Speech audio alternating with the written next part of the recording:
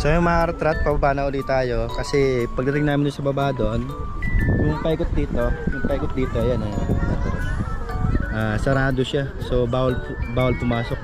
Kasi talaga naman di ka naman makakalakad dito, di ba? Nakabaligtad kasi yung hagdan. So ang kinalalabasan niyan is design lang siya.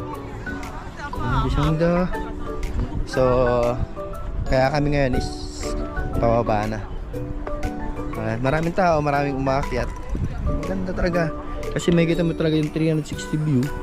Dito naman sa Pohang na magkakahalo yung dagat, kabundukan, yan, kalikasan, tapos city, yan city, ang laki ng city, tapos yan city, tapos mga factory. So ang ganda ng pagkaka-combination na guys. Ang ganda talaga, cinematic, ano.